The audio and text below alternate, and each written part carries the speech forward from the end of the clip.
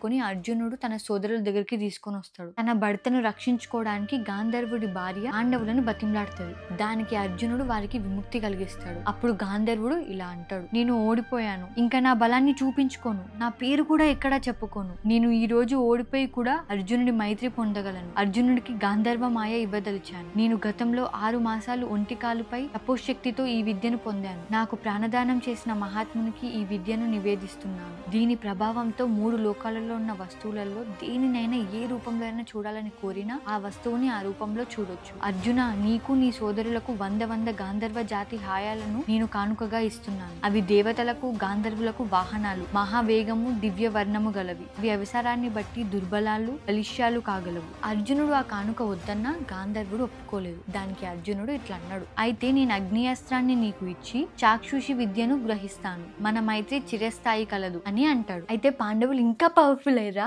ఆగాగు, ఇప్పుడు 5 పాండవులు ఒక్క అమ్మాయిని పెళ్లి చేసుకొని పోతురా. అసలు ఆమె ఒప్పుకుంటదా?